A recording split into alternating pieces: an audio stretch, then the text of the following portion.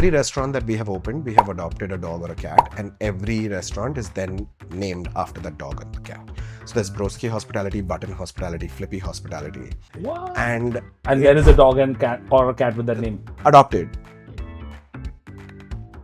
We relaunched and we banged it from day one. I started asking people, dude, you like the new look? You came back for the new look?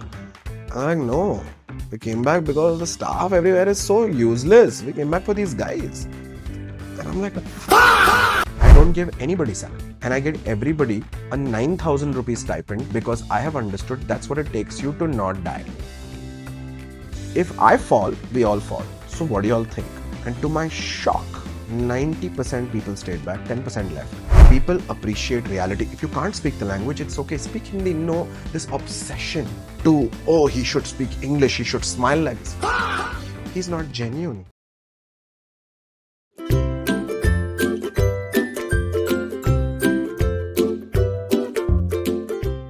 Dishant, when I heard of Luna Hospitality, Yeah. Luna seems like a very intentional name. What does the name represent and how does it shape the spaces that you build? Wow, you've gotten straight into like the Like deepest one. straight Okay, up. so I started with a restaurant called The Daily. It was the world's first good news bar because I realized that every day we read the newspaper, there was only crap. And then I realized that my mom and dad had stopped reading newspapers because they would lie every day outside. And me and Aya's bus ride, which is bus ride studio, got together and we were like, why can't we make a good news blog as a parallel to this restaurant? And then this restaurant and the blog come together. And we were like, okay, fine. So he said, start collecting the best news. So started collecting the best news. And he said, let's put the blog onto the roof of the restaurant into articles. And it's a good news bar. And I was like, wow, nobody has thought this. This is so cool. So it became the world's first good news bar where you come and there is one piece of good news every day. And then it was called The Daily because the Daily Telegraph news, Correct. like it just all made sense. Yeah. And now it's been 13 years. We still give you one piece of good news every day. Wow. Not everybody sees it, but it's there on the outside. And then it kind of goes onto the roof and it's a roof of happiness. Very cool. Where is this? I've never been. In Bandra. In Bandra. The Daily, dude. Once I have been there. Yes. But I haven't Seen that. Exactly. Right? Because once you I come didn't know there, the story behind this. correct. So the thing is, Oh, now it's okay. Okay. Sorry. I have been there. correct. So now next time, please go notice. 100%. I will go look for the good news. Yes. Somehow business became a little bit about energy to me, about the good energy and how you can tap into that. So I changed the name of the company. The company was called Tipsy Pig Hospitality because men are tipsy pigs. And then it was funny and cool. Tipsy pig, love it. And then no explanation needed. no explanation needed. Every man who walks in is a tipsy pig.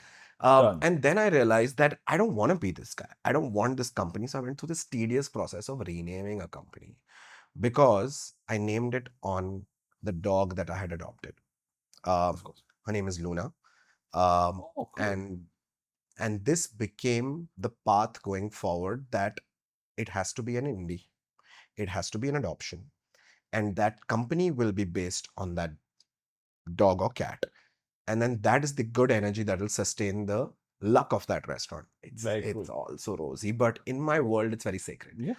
Every restaurant that we have opened, we have adopted a dog or a cat, and every restaurant is then named after that dog and the cat. So there's Broski Hospitality, Button Hospitality, Flippy Hospitality. All the restaurants are dog or cat names. What? And there is a dog and cat or a cat with that name. Adopted, so now we have 5 dogs, 3 cats that are a part of our thing. Very cool. So even if my investor or my friends, investors adopted, it's all a part of the gamut that we're taking. Like these guys are energizing these places. So that was so cool. I've heard of so many interesting origin stories, but I think you just took the cake. Oh wow, thank you. That is very, very, very cool. And I'm a moon child, so I really feel like if it can create waves, it can do shit inside you. And it's cyclical. So Luna being cyclical also kind of keeps me on the ground a little stable in my head that Business is cyclical. Mm. Don't lose your shit over Mm. it. As long as your vision is clean, it'll come back. So Luna, very deep purpose, and everything has kind of come from that. So, but Luna, is that the main parent Is the parent company? And company. then that, And then each individual company is a pet company. Yeah. very, very cool. What drew you to hospitality, and when did it become like more of a responsibility and less of an opportunity? Uh, I think curiosity, Mm. my personality, the fact that I'm a people person, the fact that if you come to my house, and if something is not in the right position, I'll make sure it is. And each person kind of becomes my responsibility at home is extension of what hospitality is. So I think it was kind of inbuilt in me. And um, so when I first um, started the restaurant, I think I was so naive. I was 28. I did it with all sincerity, but I think my goal was completely different, right? It was I want a packed place, I wanted to be cool, I wanted to be edgy, I wanted to be the best music, full bars. There was no larger goal per se, and I think I kind of grew with the company as a human Mm. being, and the company grew with me, and we kind of had a back and forth. Uh, it grew me, I grew it, it grew me, I grew it, which I think is kind of beautiful. When did it become a responsibility? I think it's a twofold thing for me. One is when you started realizing that you are a part of people's emotions, Mm. right? Somebody is walking in celebrating their birthday, somebody is walking in celebrating their anniversary. Uh, you are a part of that memory. That is fucking crazy. That that is going to go down in somebody's memory forever. Can you give shoddy service? Can you not care? So I feel the minute you start being, I'm too on the ground. I don't sit out of an office. I'm always in the restaurants Right. since 13 years.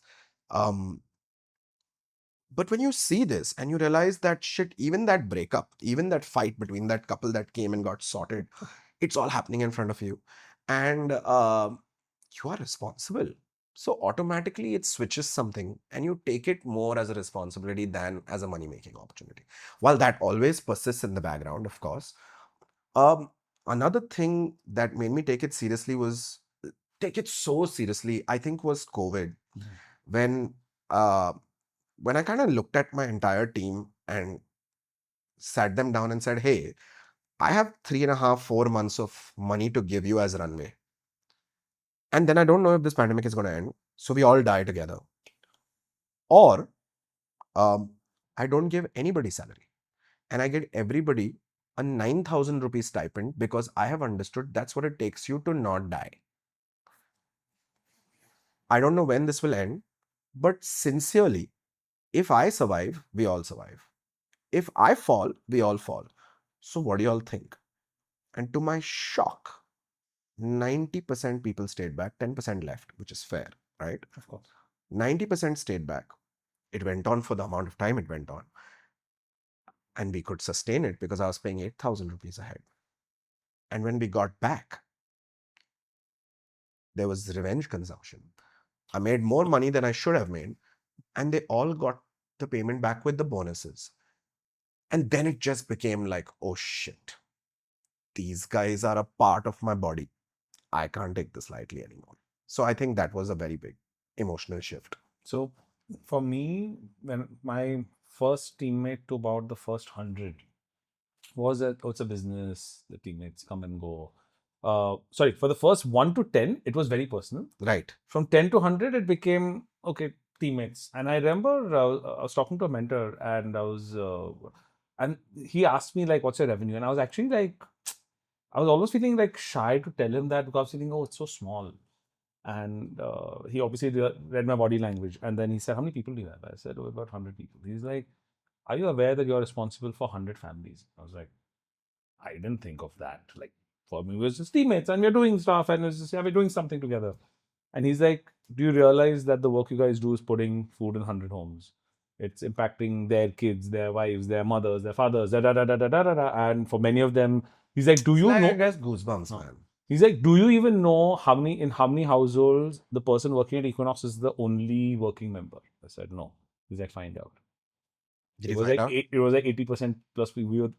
Person was the only working member in the home. And I was like, wow. Yeah. That's when it clicked. Like today we're like 1,500 plus people.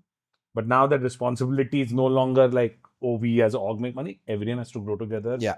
So all our things are geared up. Like our culture is today something that I take more pride in than our revenue. Our culture is like You're speaking my language. I think beyond this, we need to hang. 100%. Yeah. 100%. Yeah. Because today our attrition rate is in single digit in our industry. Our industry normally is about a 25-30% this thing. We are in low single digit attrition Exactly same. because you treat people well. And You treat respect. them with respect, give them freedom, Absolutely. allow them to make mistakes, appreciate the good things they do, reprimand the bad things. Don't go light on people because if Yes. you go light on people, Yes. It becomes you're an not example. shielding them, you're making them worse. You're okay with mediocrity, right? Yeah. We are not okay with mediocrity. Yeah. We want to push people to their best capability. Correct. But these small cultural changes that we bought in today make us a very different company. We are not a typical lab. Yes. Most labs are just filled with people. Come do this much work, go home. That's it. There is Correct. nothing beyond it. Correct. Today we push people to go across functions. Like today, my And person upskill. who's my project manager Right. for my tech team Right. started out 7 years ago, 6 years ago as my EA. 6 months as my EA, went into a different department. A new department was being launched called Audit Ops because we just landed the Zomato contract where I had to go from 25 auditors to 600, 700 auditors in 6 months. Jesus. So I had to put together a 70 people team to manage the 700 auditors. Correct. I needed a couple of core people who understand Equinox. All these are new people coming in. She was one of those core people who went there. We built that out. We built automation, so we didn't require 70 people anymore. Now we require You didn't fall in this process? Of course you did, right? Of course, 100 times. Yeah, All of us did. Yeah, All of yeah, us made yeah, giant mistakes. Yeah, yeah. From there, she moved to a different role. She moved to logistics. She moved to key accounts. Now she's tech. Like this, there are hundreds of stories at Equinox where people have gone to different functions. But when people realize that they can explore these things, try new things, break new things. Like for example, in marketing, we make goof ups this big. But what I love is we keep trying new things. Correct. Goof up, it's okay. But we tried a new thing. We tried a new software. We did a new event. The event fell. Oh, we had 2 people sign up. It's okay, boss. We burned a little money on that. And it's okay. We tried a new thing. Yeah. Right? But when people see that, they appreciate it. Absolutely. Right? And it reflects in the enthusiasm they bring to work. It reflects in the fearlessness of ideas that they share with you. There's no filter. They don't have to think like. And they feel valued, yeah, more than anything. That's the secret. I'm making a difference. Us. Do that for people. People will stick around because everyone wants to be seen. Yeah. Everyone wants to be heard. They know that. So even if we say, by the way, I say a lot of no, but my no will be always followed with why is it a no? Not does he get it? Yeah, they should. Not always. No, we will keep explaining till they get it. It's not no because I am CEO. I said no means no. It's no because hey, these are the 3 things. If you're able to solve these 3 things, you could possibly do your idea. But here are my concerns. What are your thoughts on it? Yeah. So that's a conversation that's had, right? It could be around anything that we do, our services, marketing, sales, everything. So I think that makes a huge, huge difference. Fair. How would you define culture at Luna? How would I define culture? I would define culture as how we operate together as a unit with my vision as the overlaying arc. Very cool. What do I really want? I want to create spaces with authenticity. I am not doing it because I've found that there is an opportunity to do a bar in Borivali. There is. Does it give me deep joy? No, it doesn't. I ain't doing it. Oh, there is a cafe of a 30-seater that is going to give me nostalgia because I used to hang out just around the corner in my childhood and it meant everything to me. But we don't have cafes like that anymore. Okay, I'll do that. It'll kill me. But it's so fun. So if I am putting this as a genuine thought outside, I really think upskilling and empowering at an employee level and knowing they are your change makers, right? Like knowing these 60, 70 people in your company, and trickle down management is real, bro. If you are obsessively taking care of your 50, just the human aspect of I'm taken care of will get passed down, maybe 50, maybe 60 at some level. And then you start seeing it that it is not just passed on, it takes its own personality and life of that guy who passes it on. And sometimes it fucking becomes better than you ever thought that you can make it. We were, I'm a good news bar, right? Our job is to do good. My job is to do well for my employees. But are we assholes to the random bystander who's waiting for the bus stop on the opposite side? Then how the fuck are you really good? So it was floods in Bombay, one of those crazy floods. And I have calling and pissed off at my team because they have not left to go home. They will get stranded. Their wives are calling me. It's a big deal. Guys, leave. Guys, leave. No, sir, we are not leaving. Why? Because we are making tea and pakoras for everybody who's stuck on the roads, and we are going and giving it to people. Firstly, teary-eyed. Oh my God, why are you doing it? Why?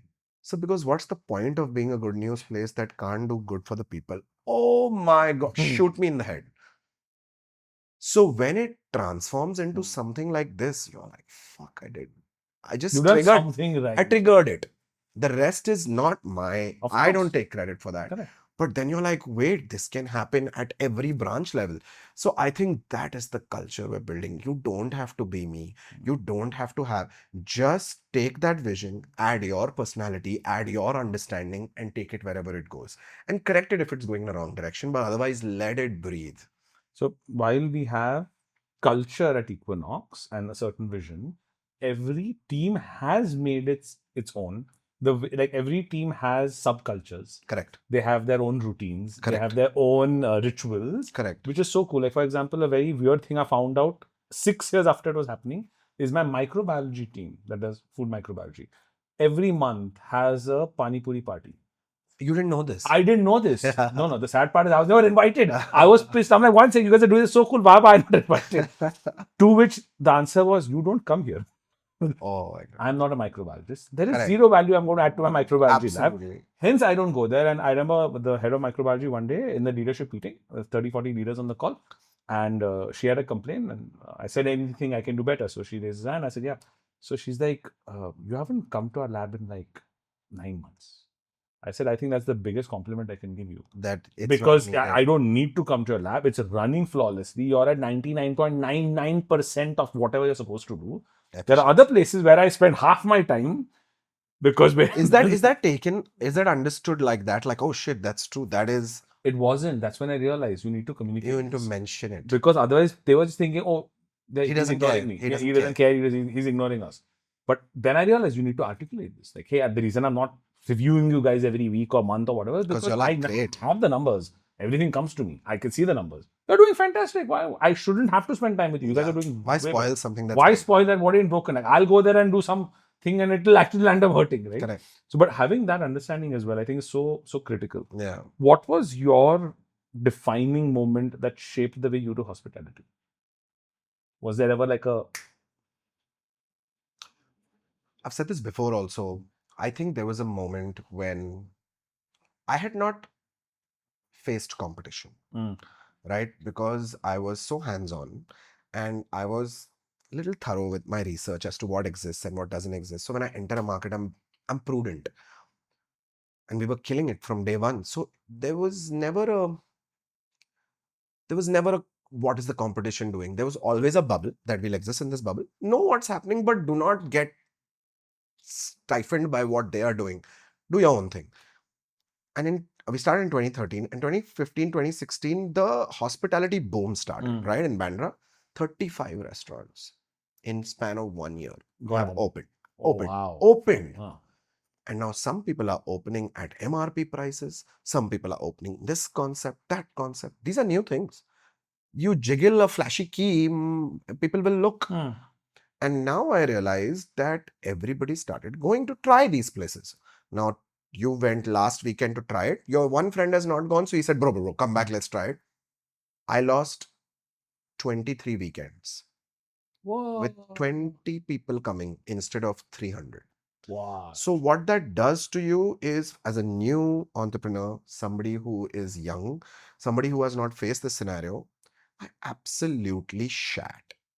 And I said, what do I know in my current panic state? In my current panic state, I'm going to change everything. I'm going to change the interiors, change the menu, change the music, change the this thing, change and relaunch in a new avatar. People are fatigued. Fatigue is there. They're coming 4 times a week. Kuch to fatigue ho gaya hoga. How do I step away from that? It's real. I can see it. And we did all of this. And then we relaunched and we banged it from day one. And I was like, oh, well done. It was all the things I did. And I started asking people, dude, you like the new look? You came back for the new look? I'm like, no. We came back because the staff everywhere is so useless. We came back for these guys. And I'm like, fuck. You spent all this money for no reason. No, I mean, that you had to. Optics are important. Yeah, you can't take away from that. But what is the core? The core is that same smile that's not fake, that is authentic, because he's not been taught to tell you, hello, sir, how are you? No fucking bending, no bowing, right? Be real. People appreciate reality. If you can't speak the language, it's okay. Speak Hindi. No, this obsession to, oh, he should speak English, he should smile like this. Fuck you.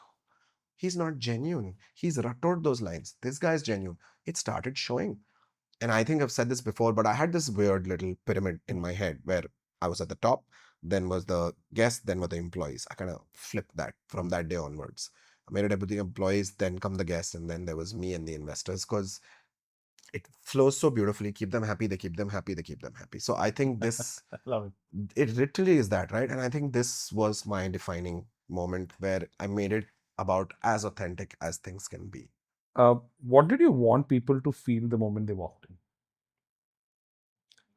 I think we took so long to come up with that name that the first thing we wanted people to do is, I mean, if I have to nail it down to one point, I would say belonging. It is your second house. It's in the name. It's in the name. It has to feel worn in. It has to feel, okay, now I'm here, I'll be fine. How do you, I mean, we're not selling food anymore. We're selling how you feel from the minute you walk in to the minute you walk out, right? I can give you the best service, but if I fight about service charge at the end, oops, did I say the dangerous words?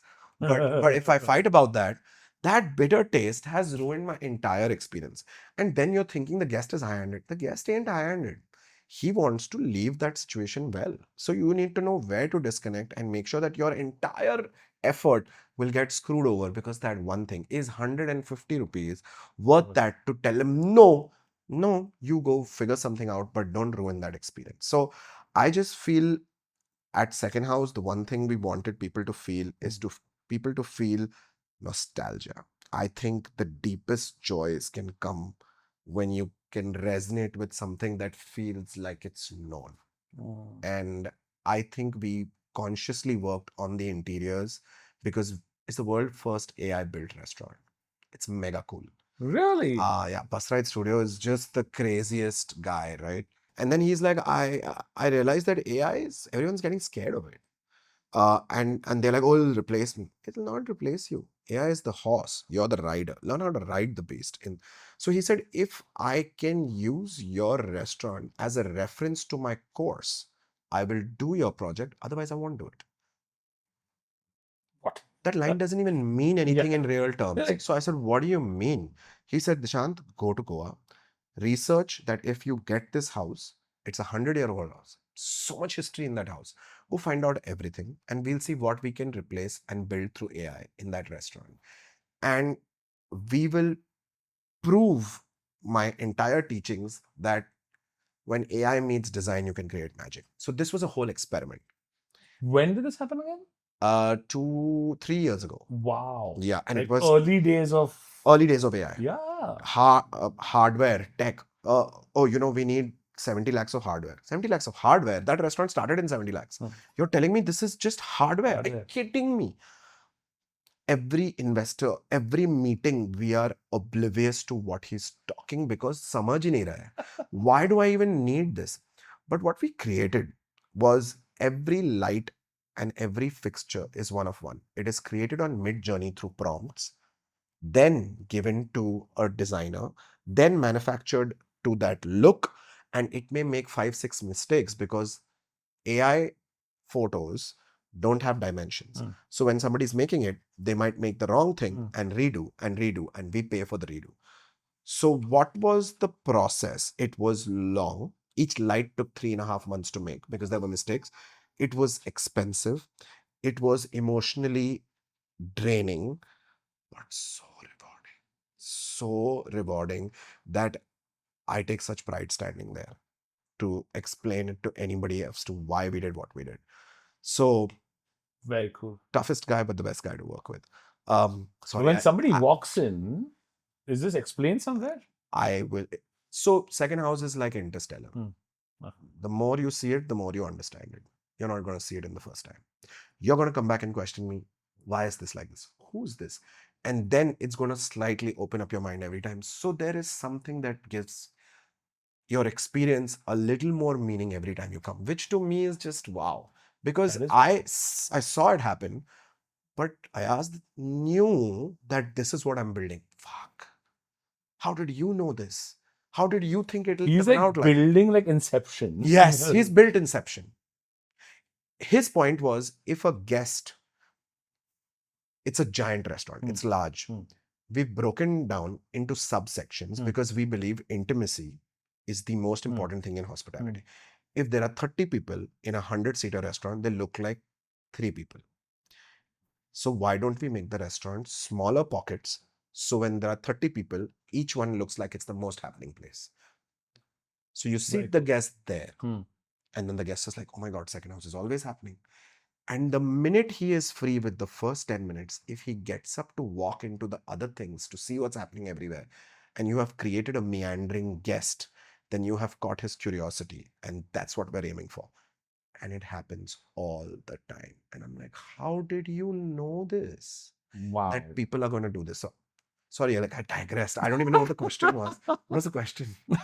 What did you want people to feel when they walk into second house? But I think you answered that beautifully. And Yeah, wow. I guess belonging to start with, and then once they walk in, I want them to question. I want them to be curious, and I want them to be like, why is this even here? You know? But I think the way you described it, each thing is so unique that a curious mind will wonder, one sec, who made this? Like, I've never seen this. Like, how did we make this? And Yeah. if you say like, oh, AI helped me, like what? Like Yeah. AI did what again? Yeah. Like, oh, this was the 7th version of the final thing. Yeah. Like I stories can't like wait that. for you to come there. I am waiting. So I'm literally planning my vacation next week. And Goa is I'm also a guide. Huh. From a taxi, I can sort you, bro. I'm going to get your number, and now so I think I just zoomed in on Goa while I was discussing this. I'm like, I'm literally going to come to just the second house. Oh, great. And Wow. I will. Thank you. No Yes. pressure, man. No This is pressure. fun. No, I'm coming to see second house. No, so we were actually thinking where to go, and since it's very last minute, we have not booked anything. Correct. So one is thinking of driving down to Goa. Please But do it. I was advised against it. What? Somebody said the roads are horrible. The drive from here to Goa is not the best. I mean, if you're okay with 12 hours. I'm okay 12 hours, but the roads are like I'm coming with 2 kids. I last went with my dog 2 years ago, and the roads were fantastic. Somebody Now, if went they've like, gotten crappy, So somebody went there like a month ago, and they said, "Hey, I wouldn't recommend, especially if you're going with kids." So they're like, either you fly, and I'm like, we take flights every year. I want to do something different with the kids. So they're like, take the train. please take the train. It's good. It's supposed to be banging. I never get it because I'm so last minute. So this full dome train, which is full glass, Yeah, please do it. You're not getting it in I'm not going to. You're not getting I'll find a guy. Yes. I'll find somebody who knows somebody who'll Yeah, get somebody. get a guy who let me get find a guy who will get that for me. Okay, coming back to the topic. Yes. So you have the daily bar and kitchen. You have Suki. Yes. Is that the right way of pronouncing it? Yes. Suki, and you have second house. Yes. How And we have Cafe Lento. And Cafe Lento. How do these ideas for these spaces come to you? So, like I said, the one thing that I learned pretty early in my career was to be really true to myself. So, I have not chased any idea. I have just made sure they are extensions of who I am. So when you see, like for example, when you saw the second house, the building, Yeah. it was a dilapidated house. And you were like, you had a vision for that space. Like you're like, okay, I can make not as much clarity as someone may think. Absolutely not. Okay. But I knew who I was at that age. And if you see each restaurant, so there are two dailies, one Suki, one second house, and now two Lentos, two Cafe Lentos. I think you can, if I showed you each restaurant, you'd be able to guess my age. Which you can see you maturing as you go. yeah, that's why I said the Luna Hospitality was me uh learning from it and it learning from me. And you can see that. So did any product feel like I have to do research? It was me. It became older, so it became more restauranty, less bar, more restauranty, less bar, more things that I would love rather than mega high energy nights. But of course, there is a mega high energy night once in a while because I'm still that. But apart from that, I think experiential as to who I am, and nostalgia. So I feel each of these restaurants have come to me not with um me going and looking. I have never looked. It has just come.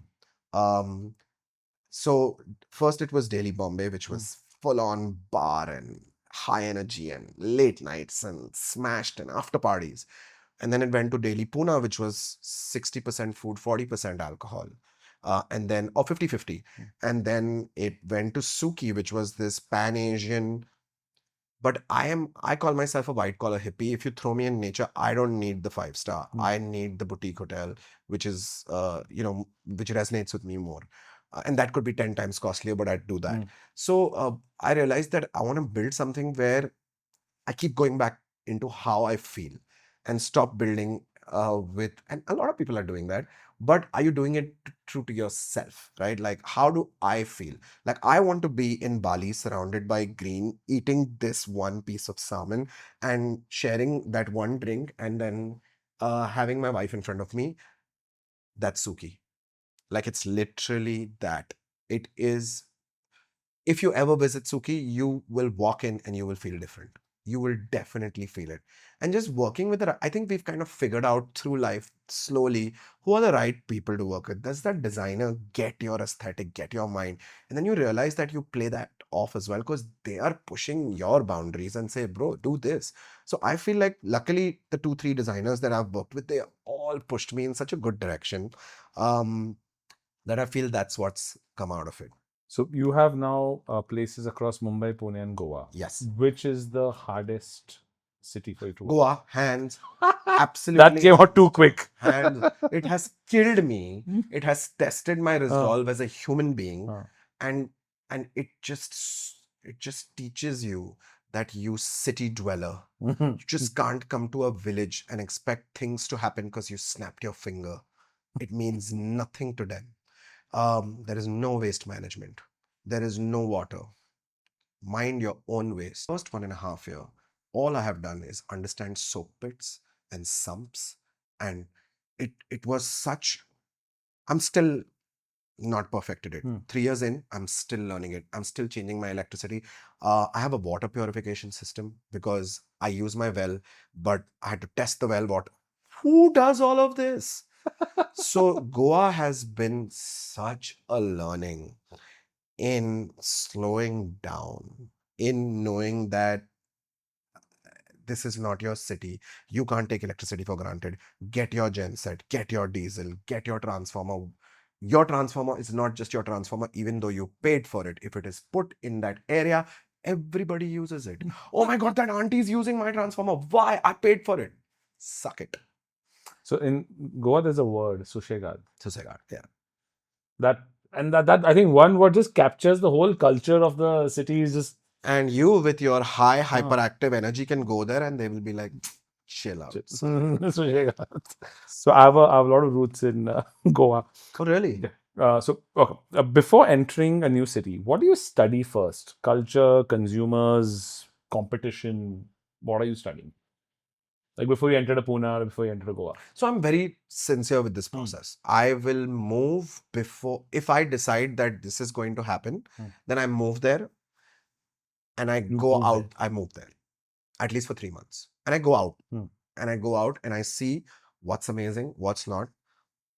And I am pretty clear about who is my TG and what is my TG doing in this city.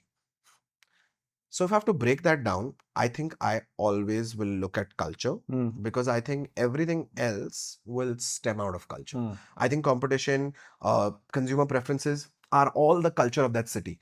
But knowing that I don't have to see the whole city's culture, just my TGs. Otherwise, I'll go all over the place. Then it's just crap. Who is your TG? For, let's say, a second house. Who is your TG? It has to be me. It has to be me. And with each restaurant, as we're progressing, it has to be someone who has, I don't have to break it down by disposable income, but I have to say somebody who is reasonably well to do, reasonably well traveled, understands that this is vibe and this is not vibe. Because I get it and I feel it. And if I know I want you to feel it, I need you to have felt it before.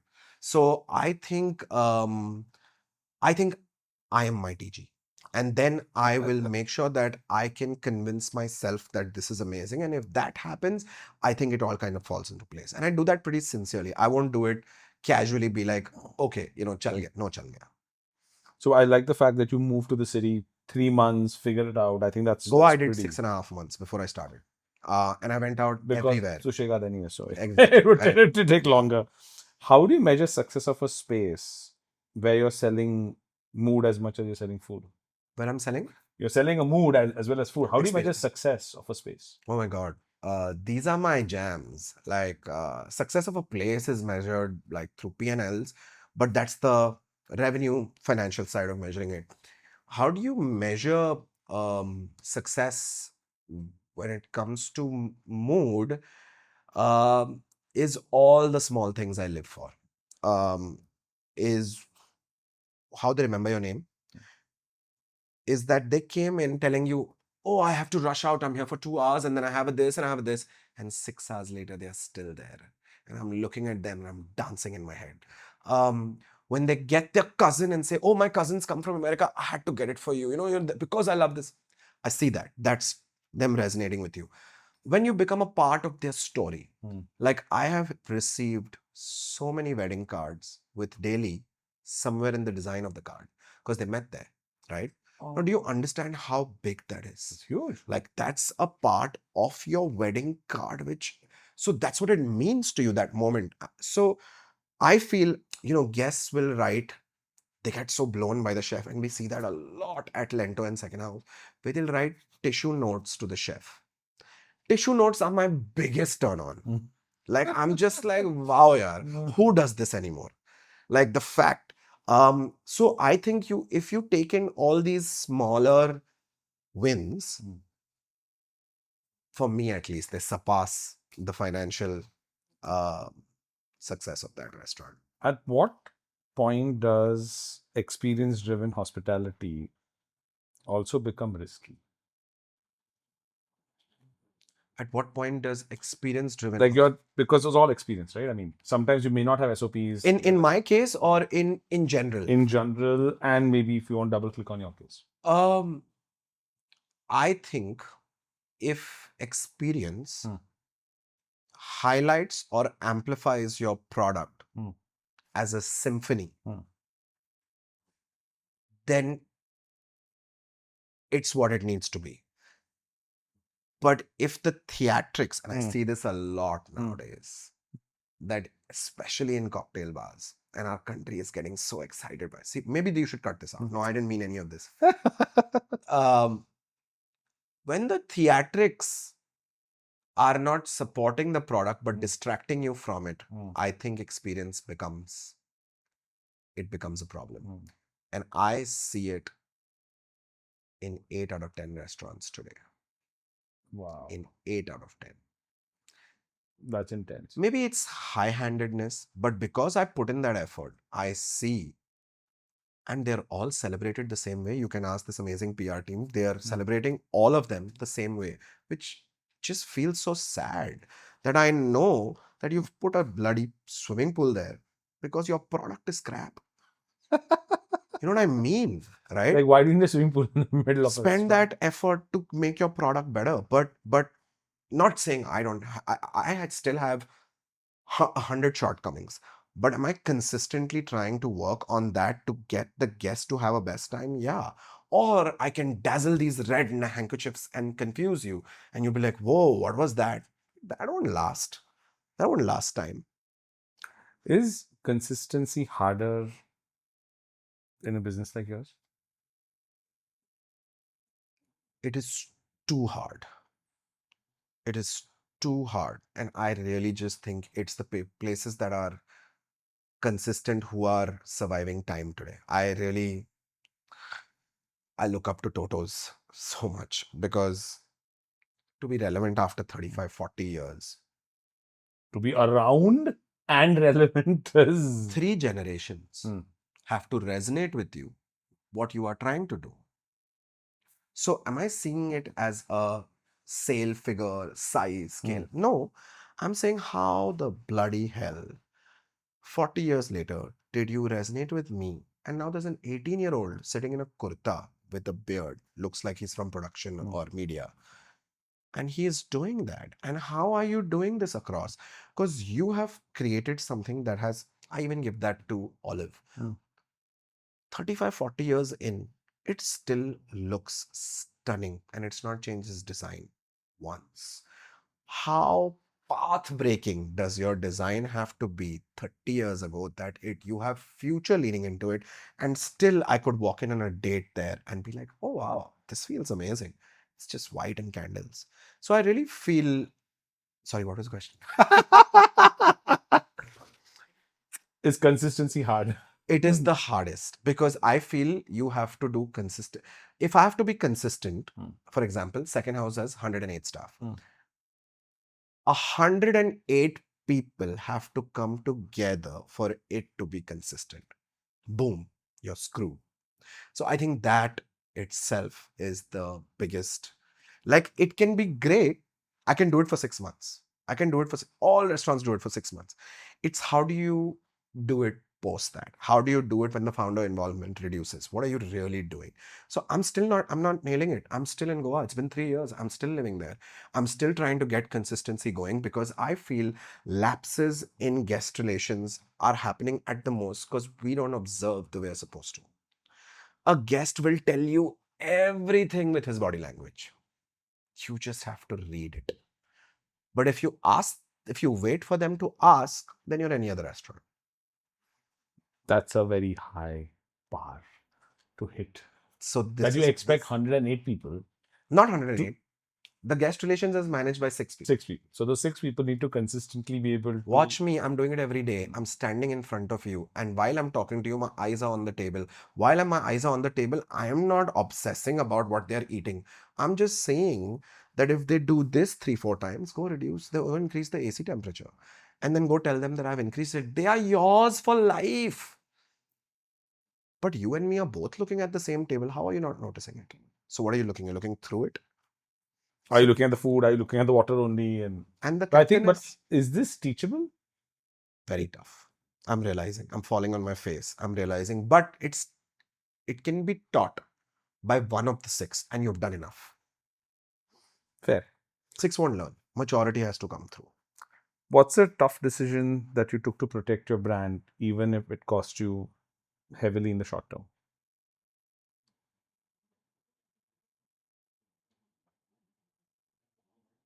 Two things, at least at the top of my mind. One is saying no to growth, right?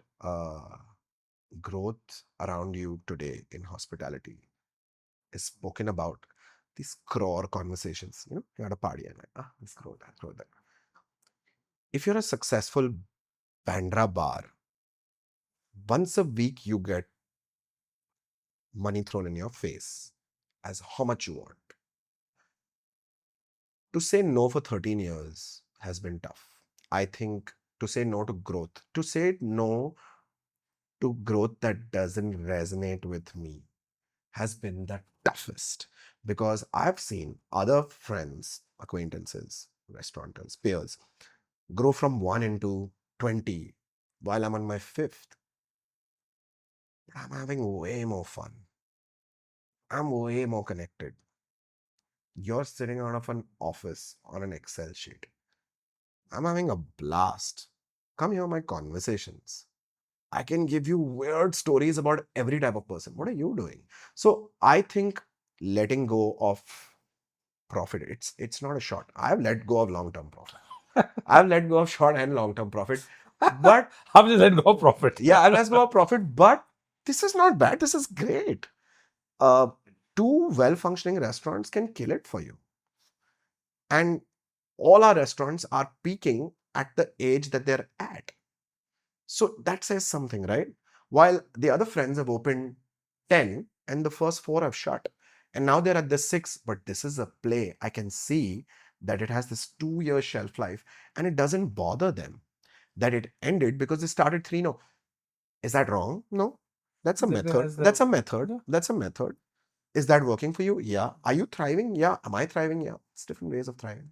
So I think I let go of that very early because I realized that it didn't give me joy. So I landed meeting a lot of food founders, right? And I landed mentoring a lot of startups. So I was talking to somebody, and most people who come and sit with me, they be like, "Oh yeah, in 5 years, I want to be 50 crores, I want to be 200 crores, I want to go IPO, I want to raise $1 million. This." So one person, she was like, "Even if I do 10 crores at the end of 5 years, with at least a crore in profitability, without raising money, I'm golden." Nobody speaks this language anymore. Because after a long time I saw somebody just sensible, and she has access to capital. She knows enough investors. Her husband knows enough people. She knows enough people who know enough people. She can easily raise capital. But she's like, that's what I want, because in the next 3-4 years I'm planning to have a kid. I want to slow down. Yes. I am happy with this being a 10C. I know it's not going to be, and because the TG also is very small. It's One like of one. middle-aged Maharashtrian women are her TG for her food brand. Jesus. So I'm also in my mind thinking your TAM is small, but she's like, I know it and I want to build this. I just want to build, that's it. I Clarity am is good. everything. I don't want to be acquired by HUL. I don't want to stake nothing. I want to do this and I want to run this. After maybe 20 years, it may die, but I want to be able to make this into this format, and I want to make this accessible to these people at this quality. Da, da, da. And she's like, Nobody has this clarity. I was surprised, and this is like a kid.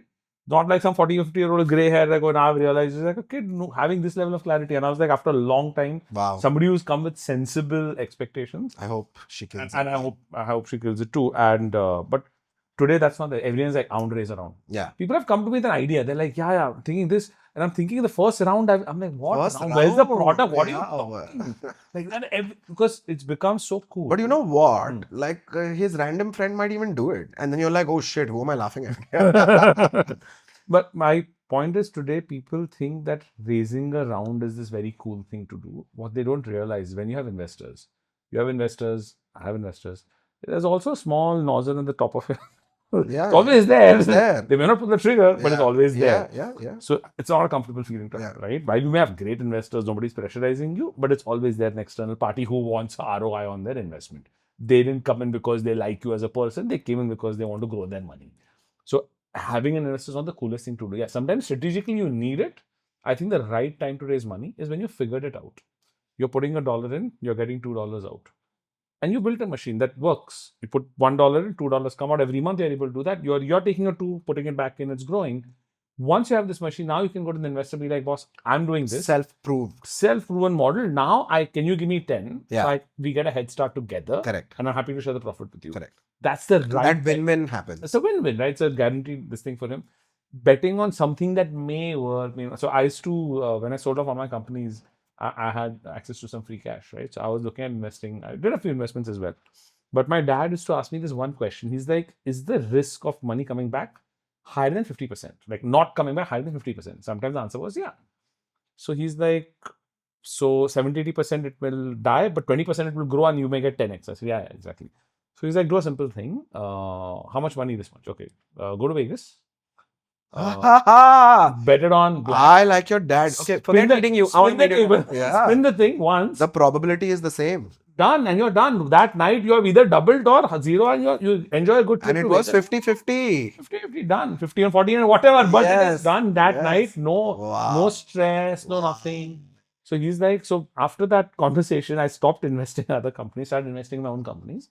So over the last 20 years, I've started 15 ventures. I've shut down 6. I've sold 2. We currently run 7 different ventures. Wow. Equinox Labs is where I'm the face of the company, but other places I'm not the face.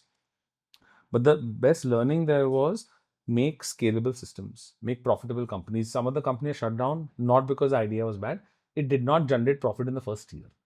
I don't have the stomach, and I admire the people who have the stomach to run like a Zomato, running it for like 10 years before turning profitable. I would not be alive. I would have died.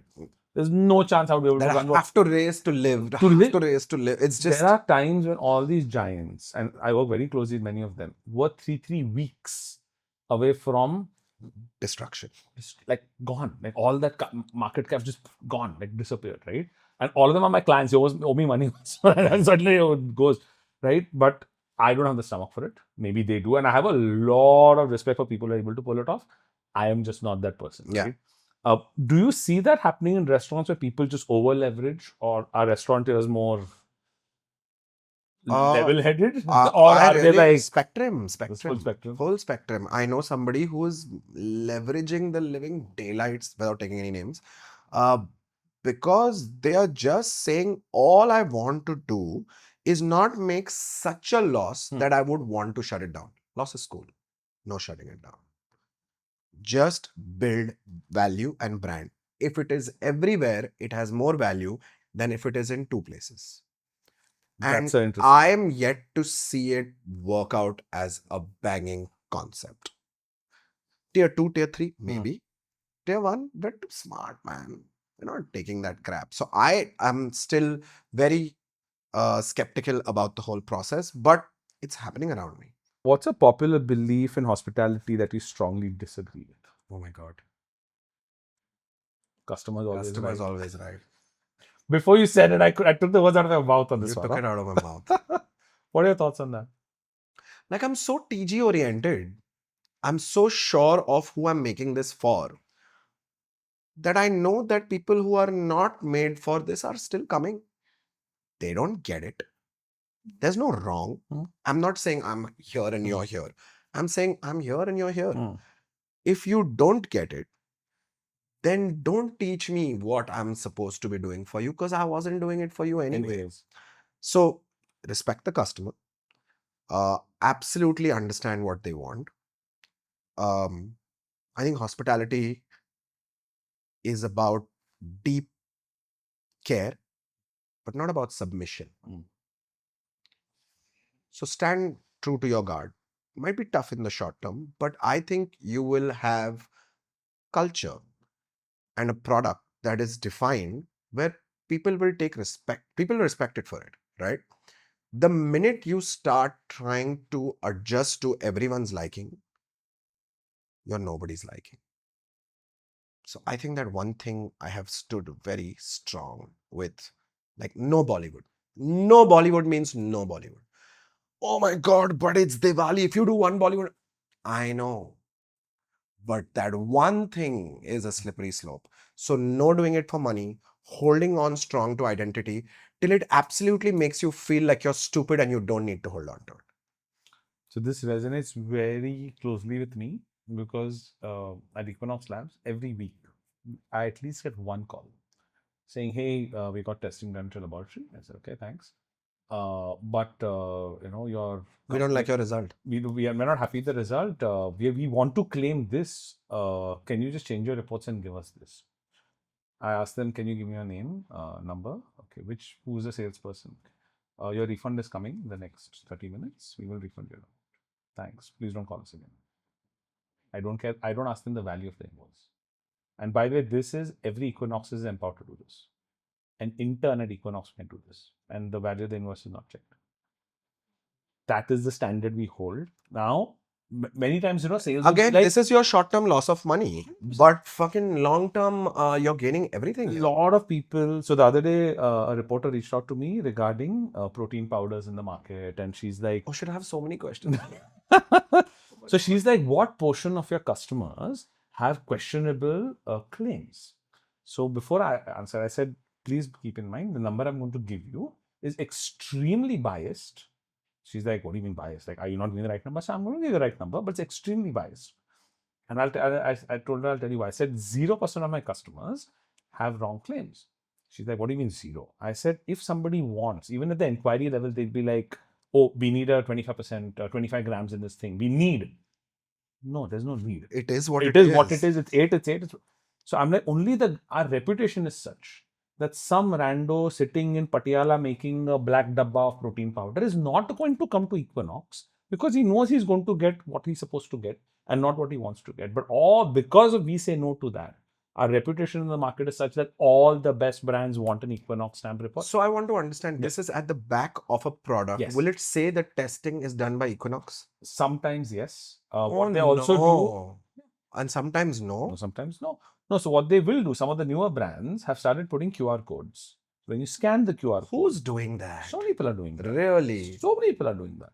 For example, go to I'm taking that as gold standard. 100%. And now you're saying there are other people who are probably They're doing it. So for example, somebody like a Tata 1MG, scan the QR code on any of their in-house brands. Correct. It takes you to a page. correct. Put in your number of your product. Yes. You can see our reports there, all our reports there. There's so many people. Actually, one guy started putting a copy of our report in the product. And I was like, I think that's some food safety violation. But he's like, no, it's inside the sleeve, in the box. Yeah, what's the problem? Not in the product. I in the appreciate it. sleeve. It's there. Yeah. And I was like, and he asked, the reason I know this, I'm not a consumer of that, unfortunately. He's like, I need a permission. I'm like, permission, please. I encourage you, please do that. Right? But today, people are taking that transparency very seriously. A big shift between 15 years ago and today is 15 years ago, 20 years ago, people used to come to me asking, like, what is the least can I do to get by? Today, founders are coming to me, hey, I have this concept, right? I'm planning to launch baby food in the next 6 months. Tell me the things I need to do today so that I Yes. become Planning future stage. proof. I want to be best in class. You tell me what the gold standard is and I will follow it blindly. I know it's going to be expensive. I will budget it for it in my cost. I know I'll be Will it more always be expensive? quality is going to be expensive. Here's the thing, right? If you're going to be spending 20,000 bucks, 30,000 bucks extra per batch, it's going to come from somewhere.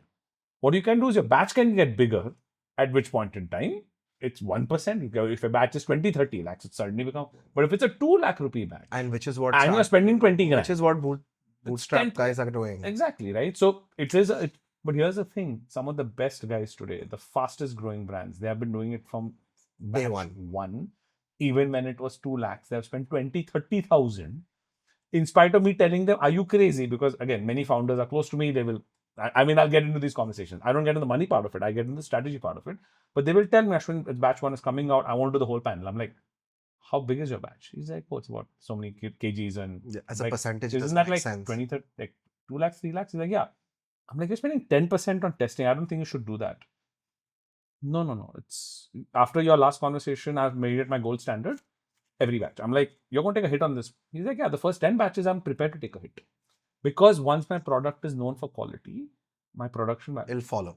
Every single company who's doing I'm that so glad. is growing. I'm so glad. It is growing. Not a single one of these companies has shut down. No recalls, no bad press. Couple of weeks ago, there was this influencer who went on Instagram and said, oh, all these zero-calorie ice creams are, zero-sugar ice creams are bad, and we got it tested with some other lab, First of all these guys were my clients. They started freaking out. I got into call each one of them. I said, don't freak out.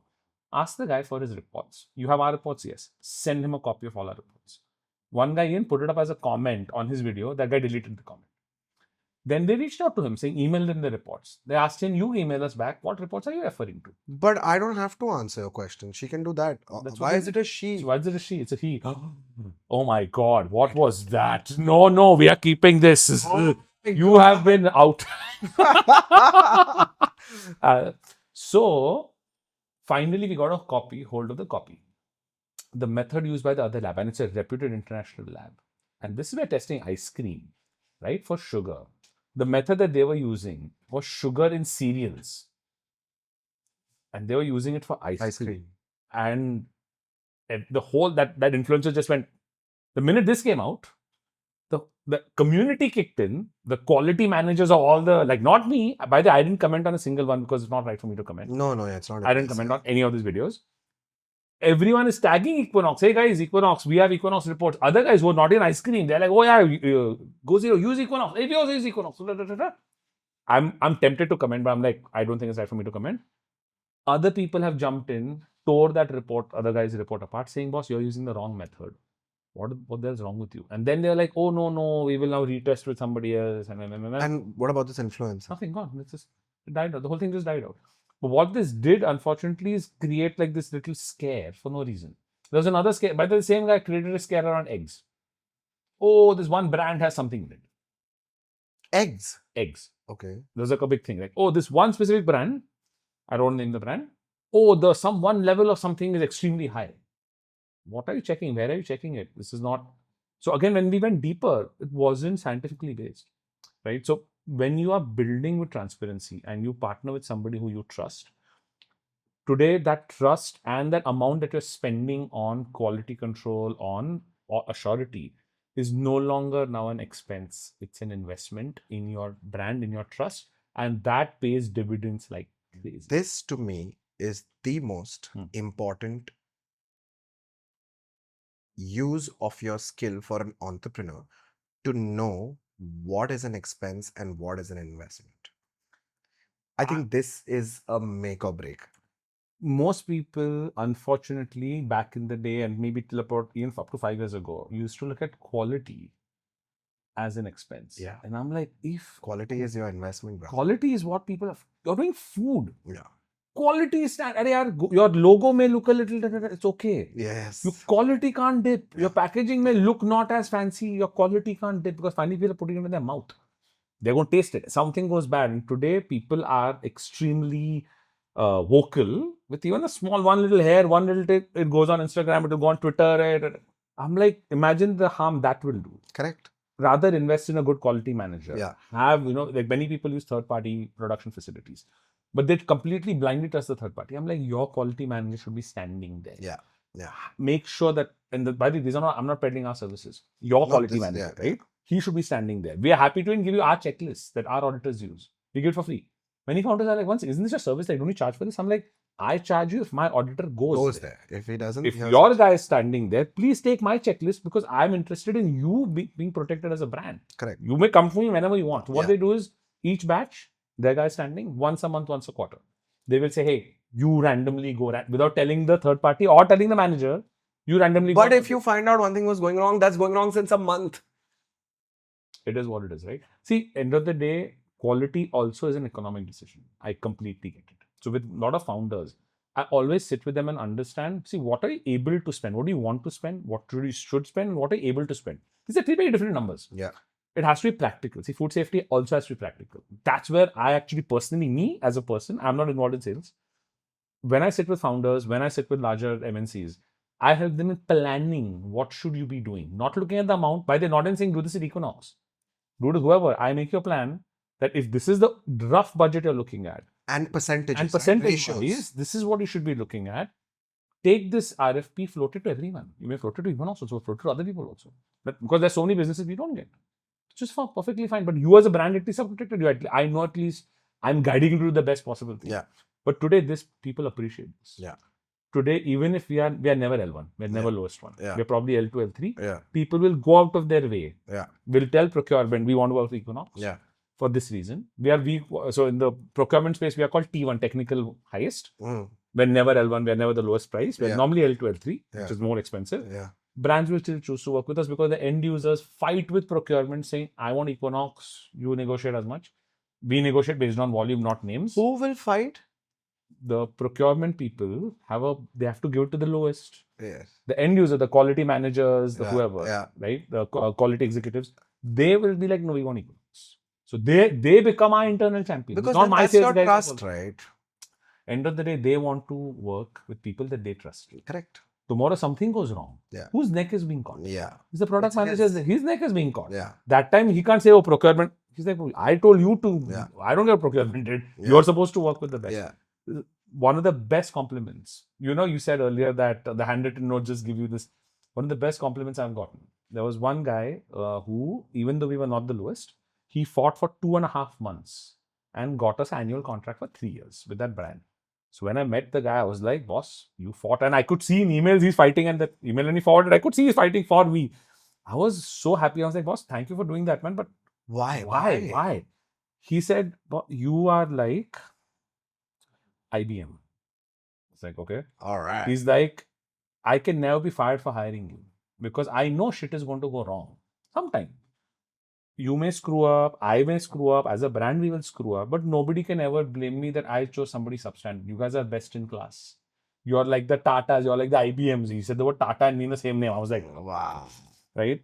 That was the best compliment ever, hands down, Yeah, one of the yeah, best compliments ever. He's like, I can never get fired for hiring you, even if you screw up, even if I screw up, yeah. because you guys are best in class. And I know you all will go over and above and beyond. The chance of something going down Is wrong the is slimmest. much lesser with you guys behind my back than without you guys being there. And I was like, I don't think there's anything better anyone could have said to me. Right. So focusing on that makes a big difference. And we have definitely gone off topic. No, And by a mile. but this is true. Like this to me is the biggest thing.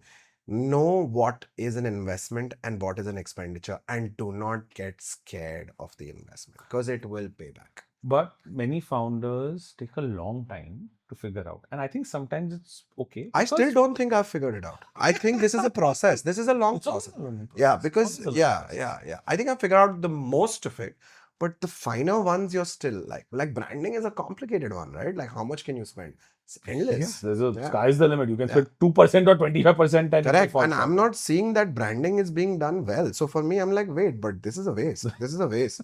This I can do better, but I've not found that person who gets it, right? It's difficult. It's a process. It's a process. I think as a human also we are evolving. Right? Yeah. So Yeah. we by the our standard also moves up. What may have been acceptable to you only 5 years ago. Yeah. Today we are more evolved and we are like, no, we want this. We no longer Yeah, want but it's this. such a thin line between I want this and I'm crazy, right? Like, what if I've reached there?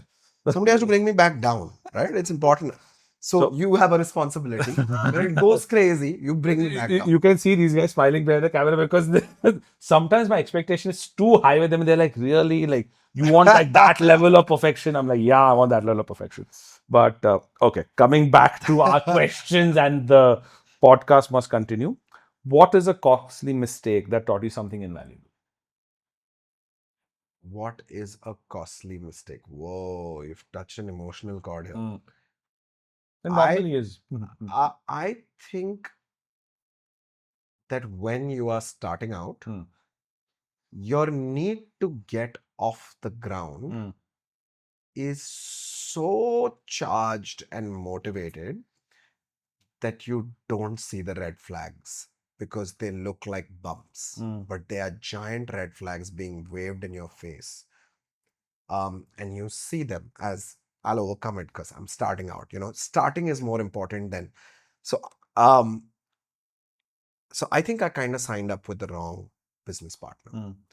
and it has been the biggest blessing and the biggest learning and the most costliest learning that I have had in my life. So when you pick a business partner or an investor, we're so gung-ho on the money that Mm. we want to Mm. get in Mm. that we tend to not see the alignment. And I believe through life now that it's a marriage. 100%. And if you're thinking so much about marriage these days, because 90% of the men can't commit anymore, so why aren't you putting that thought here? And I realized by getting the wrong partner on board, I mean, top guy, but wrong business partner, right? And I had to eventually buy him out. And he had said that this is a forced sale. I don't want to sell because I know you're going to kill it. So I'm going to keep being in. So if you want to buy me out, it's 2.5 times the market price. Take it or leave it. And the best decision of my life was to buy it at 2.5 times the price. Wow. Because money seems to be a less of a motivator, and your life doing this in the future seems to be more. So I have to tell you what beauty came out of it. Mm. When you kind of understand, when you're clear on who you want your partner to be or your business partner to be, and where do you want to explore, I think I'm so blessed to have created Mm. that I found my slightly close, affluent friends, but somebody I know since 15 years. Mm. And I said, hey guys, I've come out of this situation and I've paid a lot. So I'm liquid, I'm broke, liquid wise. So what about taking small percentages of this Mm. business? because it's killing it. But if I go out in the market, I know I'll get more. I'll get more money for lesser stake. With you guys, I have a responsibility. So I will drop that. But I want to grow with you guys. And what we did was we're 4 or 5 of us. And now there is this blanket faith. Like you said, you're not going to find people who are going to come and love you for who you are. And then, I got that. That's a dream, right? You have 5 people who have never opened the P&L since 9 years and extremely happy with the returns because the returns have been fantastic. And now we have this cross investment platform and we are all invested in each other's businesses Oh, that's so cool. with 100% transparency, 100% faith, 0% fear of loss because you knew what this is. So I'm into construction, I'm into switches, I'm into this, I'm into that, and I can vary my investments because I trust these people as human beings. And the minute you're aligned with this, some of the work we're doing is pretty fantastic. And we're all aligning with age. We're becoming, we want to be fitter. We want to do some wellness.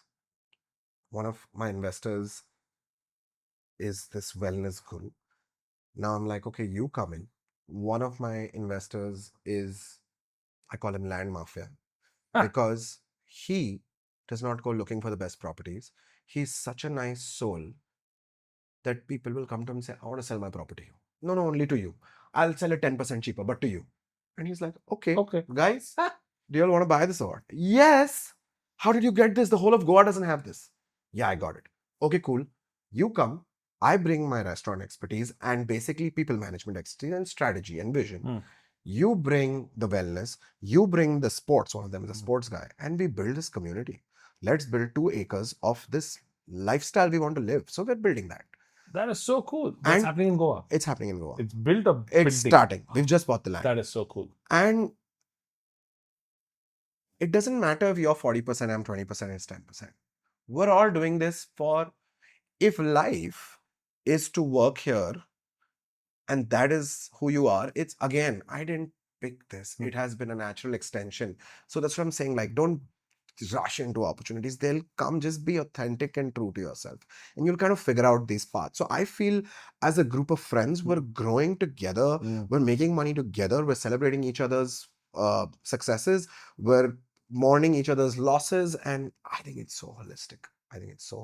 Having that group of close friends who you can do this with is incredible. It's everything. When I used to talk to a lot of food founders and founders in general and say, how many people do you know in your industry? The answer is to be 1, 2, 3. I'm like, yeah, that needs to change. So last year, we actually launched something called the Food Founder Ecosystem.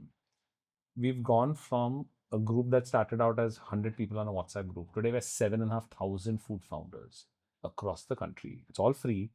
Each one helping the other one out. Wow. Vendors with this and that. But now the only challenge is WhatsApp only allows 1,000 people in the group. So you have 1, 2, 3, group, 4, 5. We literally have like group 5 7. is not it's a shady group. 3 is a great group. So now we have 7 WhatsApp group with 1,000 people each. 8 now. And are you on all 7? Huh? Yes. Okay. Yes, I have to. I have no choice. Yes. People will tag me. Correct. Right? And that me and my team. I mean, now we have almost 3 full-time staff who are helping with this.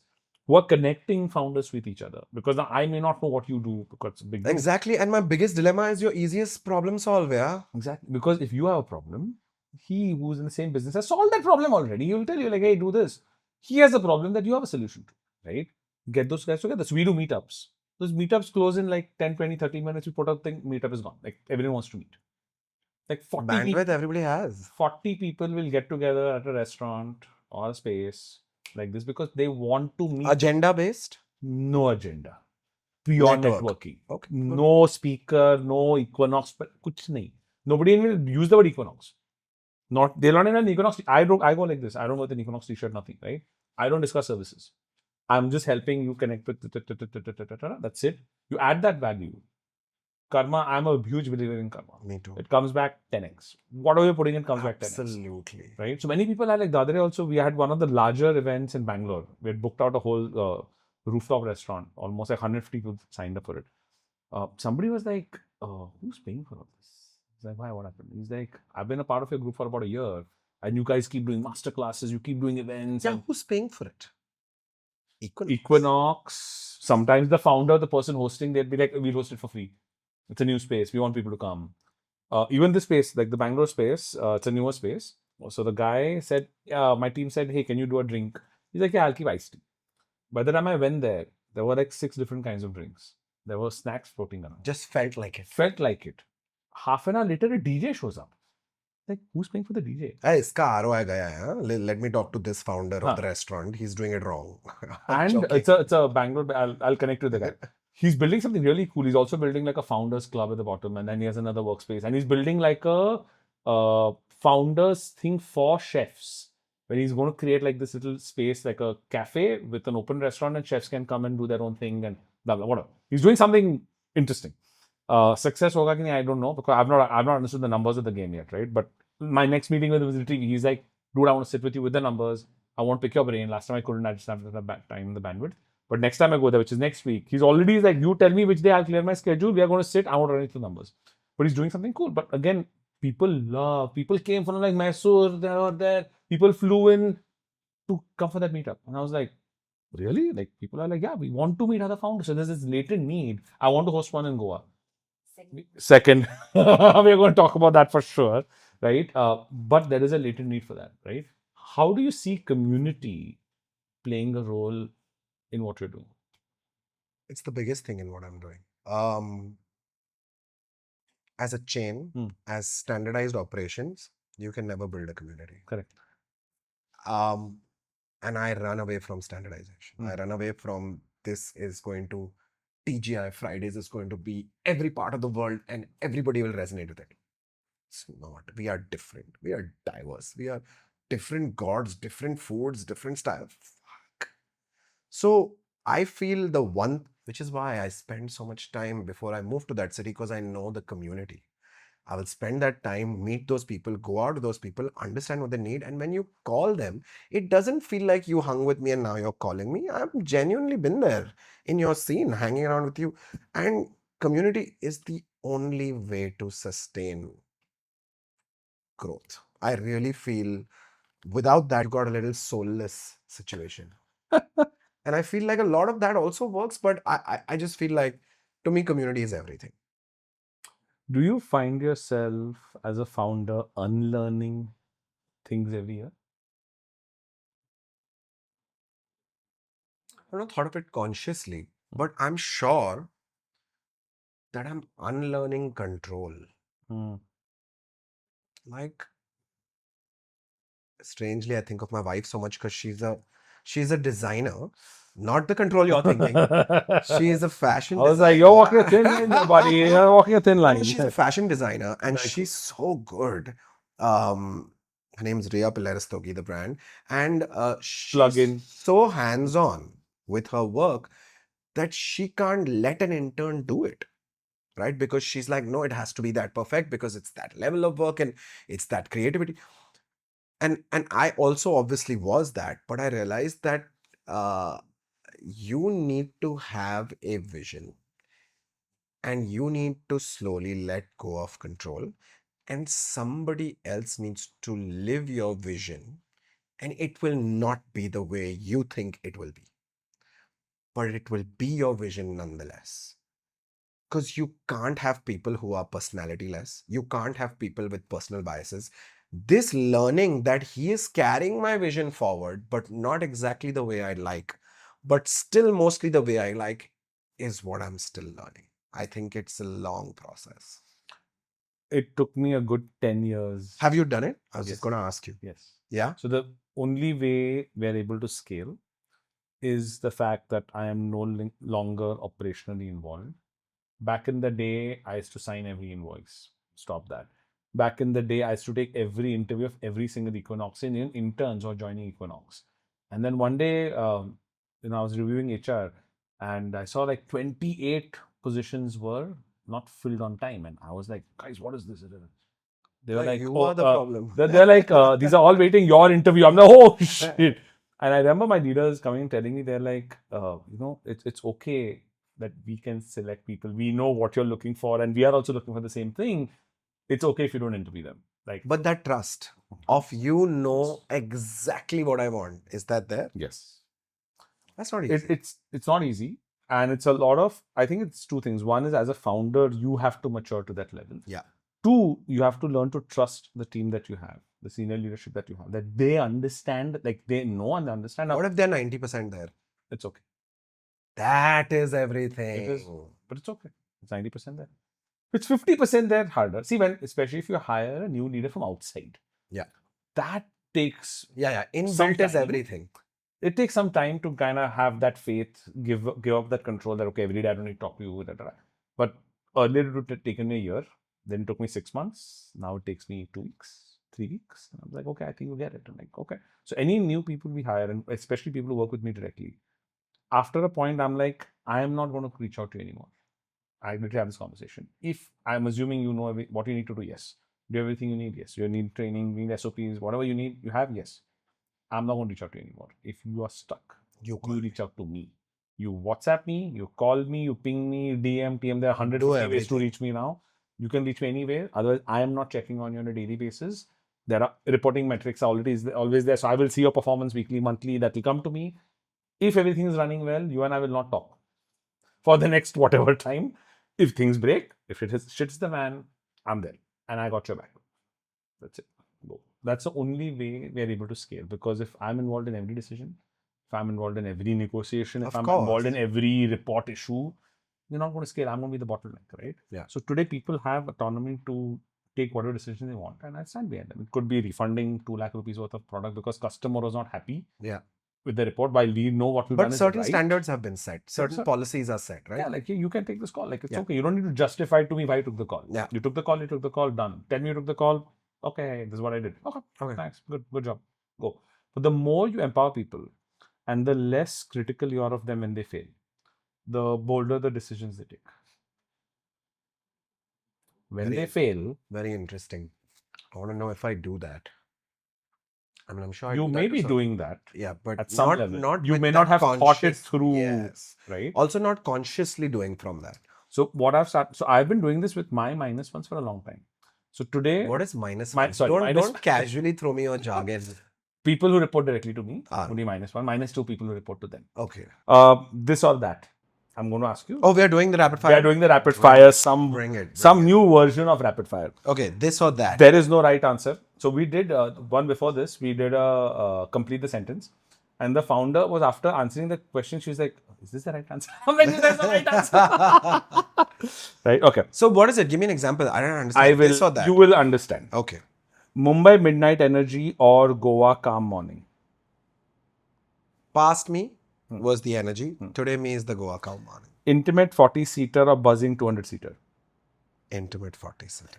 Chef-led experimentation or guest favorite classics. Chef-led experimentation. Paper menus or beautifully designed QR menus. Paper menus Thank for life. you. Touch and feel is everything. 100%. Launch night adrenaline or perfect smooth regular operation. Ooh, I want both. Why can't you give me both? No, this got or both. This or that. I will pick the perfectly smooth operations because they don't exist. Okay. Which of the venues is the most dramatic and why? Which of your venues are which is the most dramatic and why? It's second house. I would It's guess so. dramatic. It's absolutely Why? dramatic. Because everything about it is so one of one that once I tell you and once you see it from that light, you will be like, damn, who this designer he create. Nice. Which space feels most like you and which one challenges you the most? I think today Cafe Lento feels the most like me. Everything about it, from coffee to sandwiches to eggs, are my three jams. Chef Jyoti Singh, who is an integral part of this company now, absolutely nails this part of it. We've launched our own coffee, so I'm learning in this whole Oh, that's very process. cool. Yes, yes. So we have Lento coffee, and that's a new learning chapter. If it doesn't teach me anything, it doesn't excite me. So that's what has been happening. So what is the most me right now? I think Lento is the most me. And what was the Which second? one challenges you the most? Second house challenges me the most because it has too many touch points. I have an AI team. I have a yeah, you have to deal with all of this, and these are younger people because they're better than you at everything you do, right? A dish you personally love but guests don't. A dish that I personally love that guests don't. No, I love and sell that one dish that everybody loves. So I'm yet no, I need to think about it more. Yeah, is there a dish that I love? I love the pork rice bowl. Everybody loves it. No, not yet. No. Okay. Chef Jyoti has nailed it. So I'm. One guest request that secretly makes you nervous. Can you please play some Bollywood because Oh we've God. booked out the whole place. We have booked out the whole place. So now we own you. Nice. For one night, would you choose to be a bartender, host, or kitchen team? I am already a host, so that part is taken care of. I would love to be a bartender, but I am fat fingers, so I would be quite bad at it. But yeah, I'd like to do that. Nice. Kitchen's too hot. I feel sad. Sorry, chef. Sorry, chefs. Okay. Founder quirks. What's one habit your team teases you about? Forgetfulness. I vape, and my vape is all over the place, and I can't think without my vape. So then they have to all look for it, and I'm so sorry for it. Um, are you the founder who tastes everything, or do you trust the chef blindly? I do trust the chef a lot, but I taste everything because I need to talk about it. And if I need to talk about it, I need to know it. And that is a me process as opposed to trust. What's playing in your head during a busy Saturday service? Music wise? Music wise, thoughts wise, Like like cha-ching, cha-ching, cha-ching. never, but the first 2 years of my life, sure. For absolutely.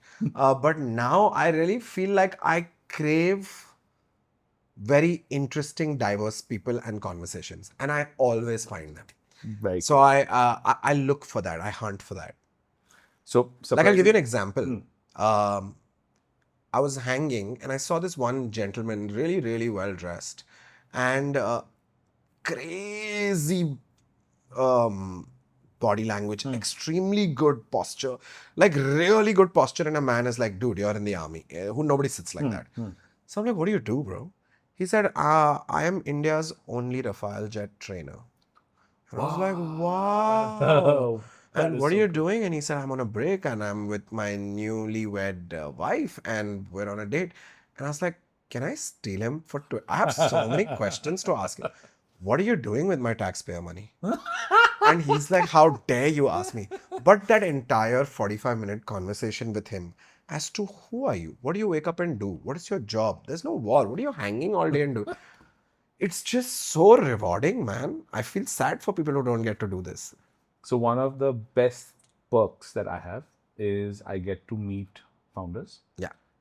Sometimes 3 to 10 a day. And the day I'm doing events, I will go to a different city for that 3-hour event because I get to meet 40, 50 founders in one room. The stories, the energy that is there is next level. Like the kind of stuff people are passionate about. It's nuts. The other day I met one gentleman. He has survived cancer twice. He is super passionate about moringa oil. He spoke to me about moringa oil for 45 minutes. Did you buy it? I did not buy moringa oil because I unfortunately wasn't as passionate about moringa oil. But I loved his confidence. I loved the fact that he was so committed to moringa. He's like, that's a super thing. That is nobody's tapping into it. He's like, I made a powder out of it. I made a chutney out of it. I was like, holy crap. There was a lady from Economic Times, a friend of mine, who I called to cover the event in Bangalore. I pulled her out of whichever conversation. I'm like, this guy, you talk to this guy, and she hung on to him for like half an hour. Whoa. And I'm very sure she's covered him in some stories somewhere. I've not followed up on that yet. But he goes, I've never seen somebody so passionate. And he's like, I've survived it twice. I'm going to do this again, but this has helped me personally, so I know the benefits. And I was like, And that's real, right? That's straight in front of you. right? So like those kind of conversations are just They're next level, everything, like, right? absolutely, right? Okay, what is the most unexpected compliments you've received about one of your spaces, or you? Or me. Let's not go me. Let's do This is spaces. spaces. Let's do spaces. What is the most unexpected compliment? Okay, so there was a celebrity who had come with their whole. There are many celebrities in this family, and they had come to celebrate one of their mother's birthday, and they were elegant and beautiful and everything. And it's so important to understand what a celebrity wants. They don't want you to. Okay, my language is so bad that I have to correct it. Correct. You're like, let me. Let's not go into any of those things, but they don't want you at their beck and call like the way you think. What they want is do not overdo it, give me a little space, and just make sure nobody constantly comes for pictures, right? If you can manage these three, they are the happiest. Um, and we just made sure that we did not just underplay it.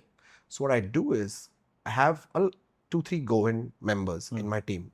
They don't know anything about Bollywood. They have no clue. I always send them because they normalize that behavior and make it straight eye to eye. And no glitzy eyes, no nothing, listening, watching normal. And when Chef and I went to thank them at the end, they all stood up and clapped for maybe a minute straight. Wow. And that minute feels very slow in that Yeah. moment. And I'm like, you don't need to do this. And they just felt so good that no words were spoken. So I don't know if that's the best compliment, but this gesture That was is incredible. this gesture was everything because we walked back and we goosebumps. I'm looking at Chef and I'm like, do you need anything more in life? Like this is it, right? They don't need to clap for you. That But is yeah, insane. that was pretty epic. That was pretty cool. I think that's a great time to end Yes. the rapid fire. Okay. Now, do you have a question for me? I have so many. I have so many. I've been thinking that if I could do this interview the other way around, what would I ask you? Because you've gone through your whole phase, and I know that there are so many moments in an entrepreneur's life where I know you've gone through a failure. I know you've gone through a shit, I shouldn't have done that. Or okay, I want to do this in the future. There are so many of these moments, but if I have to nail it down to one moment in your life where you were like, damn, this was the biggest teacher? What did it teach you and what happened? I think it was pandemic, one of the bigger ones, and we decided to shut down completely for 2 months, 2.5 months. We were completely closed. We still had to. We were doing, I think, 50% salaries because I know homes run on this, and the numbers weren't adding up, and we did not have that much cash in the bank, and we had to take a call on what to do. And for the first time, so I have shut down companies before. Yeah. Because the venture didn't work, but those are much smaller, like teams, like 5, 10 people, and obviously we gave them runways and 3 months or whatever. Very different. Very different. But here, everything is running fine. Pandemic hits out of nowhere, and now I'm supposed to like downsize the team. And I think personally, that took a very large toll on me. But the way we were able to do it, and I had a very candid conversation with the entire team, guys, this is what we need to do. I can't continue this, or I'll have to go bring everyone down to zero, which I don't think is fair to others. But then these are the people we're going to do, and this is how we're going to play it out. And all the leaders agreed. I got onto a one-on-one with each one of those teammates, told them what's happening, told them that it's not their fault, but this is what's happening. And not a single person left with any bad thing to say about us.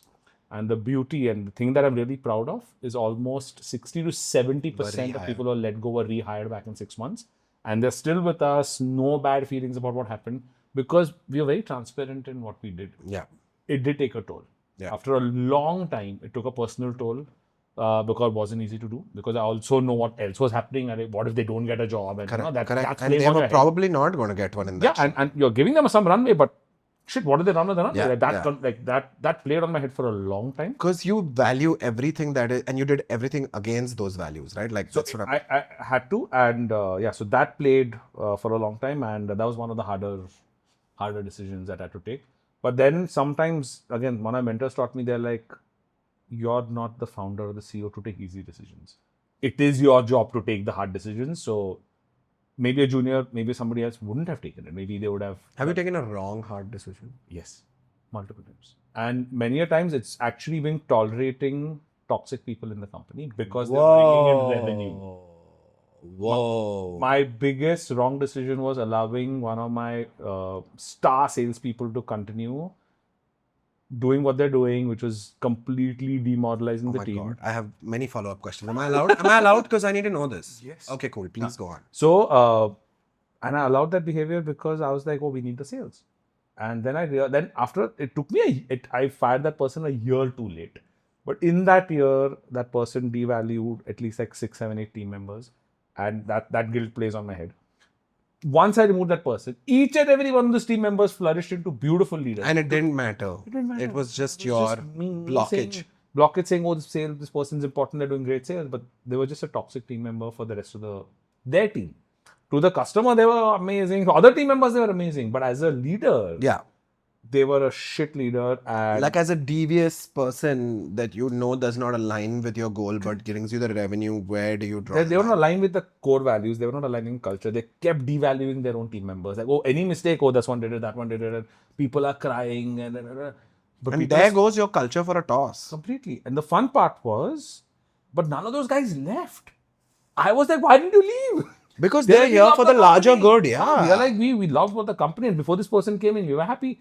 This person came in and we realized just a bad hire, and we were waiting for you to fire the person, and you took too long. So that was a bad decision. Now I am a lot less tolerant to toxic people. And by the way, many times I don't blame the person. I just look at it that we are not the right environment for it. Correct. Somewhere you're a great fit. So there is Somewhere a very else. good example. One of the sales guys, we had to let go.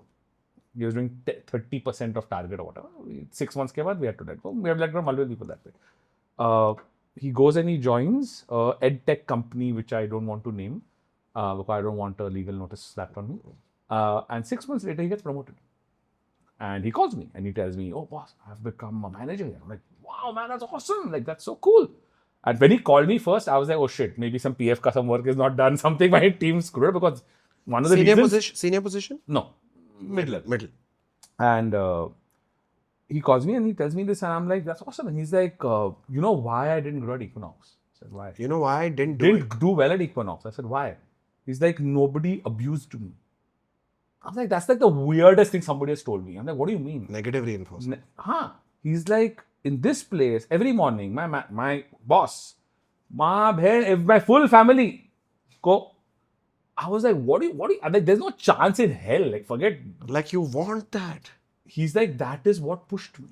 He's like, I also didn't know I wanted it or that I needed it. Just to prove my manager wrong, I worked my ass off, did the highest sales, got promoted. And he's like, that's what I needed. And I was like, good on you, but I ain't doing that in my house. There's no chance. Like, at Equinox, we do not abuse. Yeah. We just don't. And that's just top-down culture. Anyone who's caught doing it, you come and talk to me. Why you have to use colorful language? Yeah. You can use color language you want. You're not an Equinox. But that's part of culture. Right? That I don't want to build a company where people are getting this thing. Yeah. Right? Because you can't devalue people. Yeah. There's no way. You can say performance is bad. Yeah. You are not a good fit here. That's fine. Yeah. Don't say you're a bad person, you're lazy. There's not a good fit here. So one of the theories that I've always followed is there are 2 ways to catch butterflies. One is you chase them with nets. Or 2, you build a beautiful garden and they come and settle. At Equinox, I believe that we've built a beautiful garden and butterflies come and settle. And they want to continue being there. They can always go somewhere else. Lovely. But they continue being there. And I think that's what culture finally speaks to. People want to be there. Culture is the garden. That's a garden, right? They want to be in that thing. They feel appreciated. They feel good about themselves. They look forward to a Monday morning. If you look forward to a Monday morning, Boom. I think you've done. You're, as a culture, I think we've nailed It's done. Right? So that is something we guard very closely. Yeah. Anyone deviating from it. So if your performance is bad, we will give you time. But if you're a bad cultural fit, I will not think that. Yeah, you will spoil too much. It's taken too long to make this. When somebody joins, they may not understand your culture. So first, obviously, they are given a warning and okay, this is at Equinox and this is how we deal. We don't do this, we do this. But after a certain, like 3-4 हफ्ते में भाई तो नहीं correct कर सकता. was Go. maybe this is not the place. Maybe there is a better suited, garden for you. Yeah. Because people need to find their tribe. We are just not that tribe. Yeah. There'll be some other tribe that you'll be happy there. You'll thrive there as a person. Correct. Maybe this is not the right person, right? So, right place. But I think that is something we've done right. And I think we've spent too much time on that. But I think No, there's we've an spent it in the right place. investment, sir. Investment. That wasn't. So I used to feel that why am I spending so much time with HR? Do you know where my time goes? It's not sales. It's not labs. It's not logistics. It's not audits. I spend my time in HR, tech, a little bit in marketing. And many people are like, as a CEO, you spend time with HR? I'm like, half my day is about people.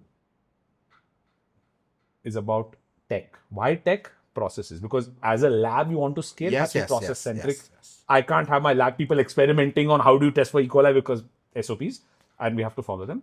However, the reason I love working in marketing is there are no SOPs. Yeah. You do what the hell you want, you try new shit, you break new shit, right? Like, I'll give a very weird finding that my team had. We have a community, so we run ads for the community. The success rate is, let's say, for every 100 people who see the ad, one person signs up for community. Yeah. We've been doing it and it's okay, whatever. This is the founders It's community. the founders thing, right? So 10 will sign up and 1 will join, or whatever, 3, 4 will join. We ran for the first time ever, we ran an ad for a meetup. 10x the number of people. The CAC came down to 20 rupees a lead. Sorry, 14 rupees a lead. 1.4 per lead, which is like. Because you made it about a meet as We're opposed to a like, hey guys, community. we were joining a group. It's like, oh, I have to think, and is it? Meetup, it's 2 weeks from now. Okay. That was an amazing unlock. We unlocked this. Within 24 hours, my team opens up 8 more events. पूरे India में करते हैं चलो करो. And they will auto lead into that. Yeah, they'll auto lead that. We'll find the pitch community. It's free. Pitches and it's free. We're not charging anything. But we're going to event first. The minute we got this insight, the team was like, boss, now let's go pan India. Now we're doing events in Hyderabad, Chennai, Pune. But these events are major monetization points. Yes. Not yet. But we're not doing it monetization. We want to keep it as, if it's free for us, it's free for the client. It drops in quality by being does drop free. in quality. Has to be. It does. However, my point is, I think you're a food founder. Even if you're a low quality lead for Equinox, you're still a food founder. Absolutely. I can still help you. I will help you. You may not come to Equinox. What you're giving me is a little bit of a little star when I come to one of your events. That, I mean, I'm not telling you what to do, but I'm just saying if you don't monetize it, it will become a bigger beast. Could be. And then you will realize that the founders are not feeling special. So even if it is monetizing it for basic keep, $500. The reason I'm smiling is we are already doing that for half our events as an experiment. Absolutely. Half our events are going to be $500, $1,000. And these people will, what is the price for this networking? $1,000 is okay. You're not, I can see what I've consumed is that price. So you're not at any point doing something wrong. You're not at any point, you're not making money at 1,000 rupees. They can also see that. But you maintain a certain quality, and that is everything to them, right? And because that's so the member network, there's actually an interview. And most people are like, it's a WhatsApp group, buddy.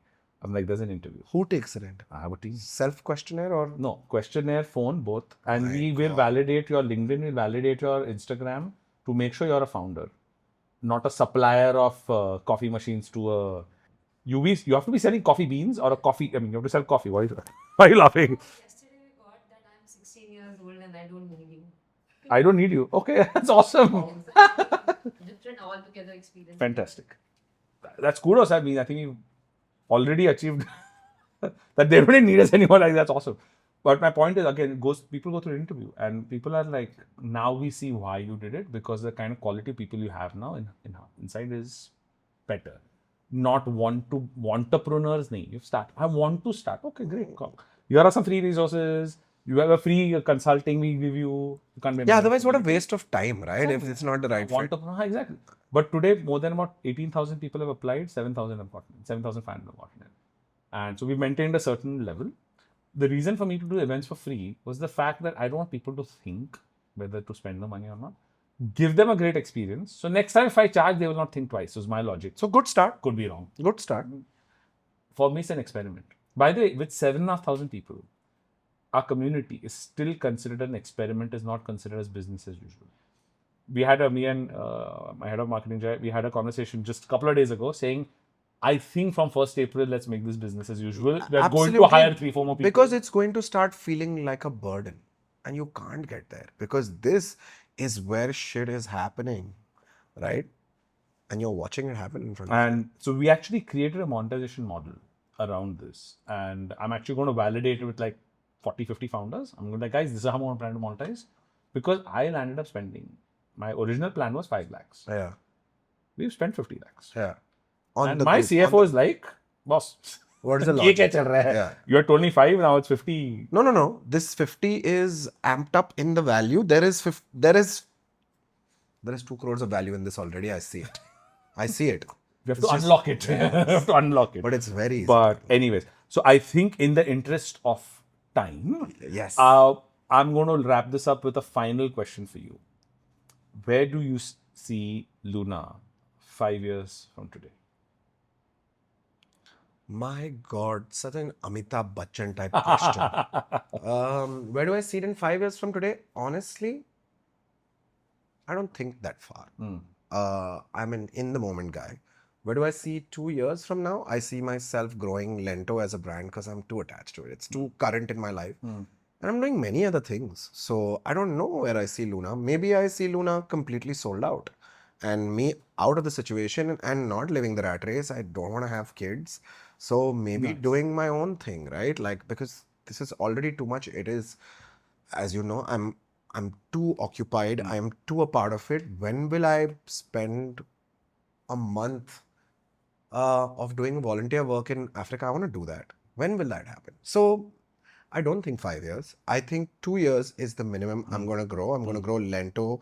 I'm going to go a little bit of Suki. I wanted to bring it to Bombay because it's really cool and very different.